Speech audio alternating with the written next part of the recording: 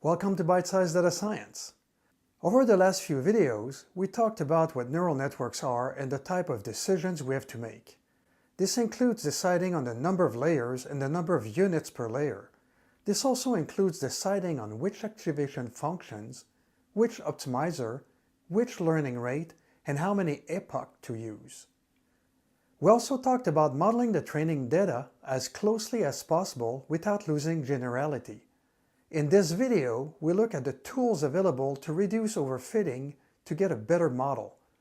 The two main methods are the use of dropout layers and a regulation function. Let's look at what they do through an example. As in previous videos, I am using Python Notebook in the IBM Watson Studio environment. You can find a link to create a free account in the description below. You can also find URLs to the notebook I use. We use the same data as in the neural network example video, video number 24.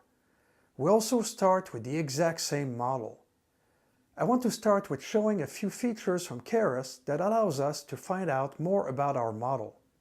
First, the summary method gives us the details of the model just created.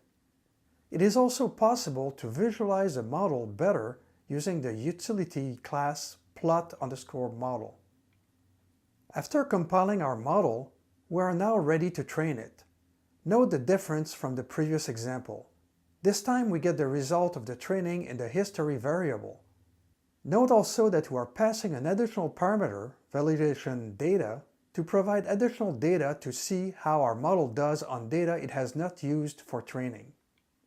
The right approach would be to use a specific validation set in that call and keep the test data for final test once we believe we have the optimal model.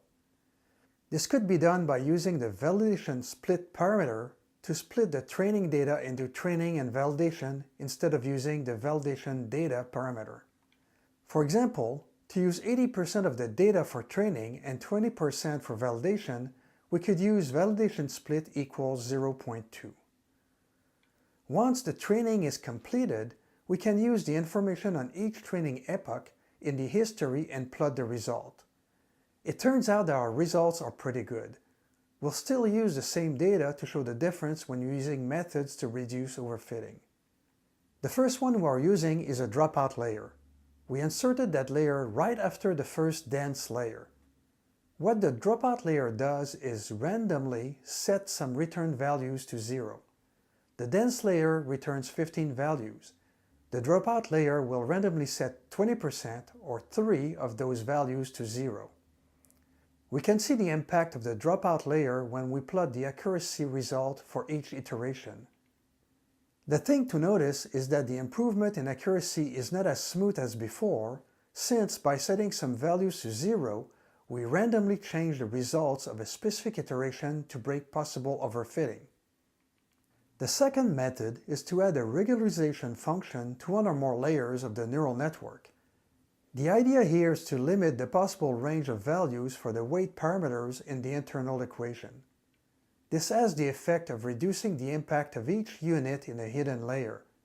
In our example here, we added what's called an L2 regularizer in the first dense layer. After going through the training, we can see the results of each epoch in the graph. Looking at all the graphs together, we can see the impact in the training. If you have issues of overfitting, you can use dropout layers or add regularization on the different neural network layers. You'll have to experiment with different parameters to see what works best, but at least now you know there is a way to work on reducing, if not eliminating, overfitting. See you next time on Byte-Size Data Science, and don't forget to subscribe.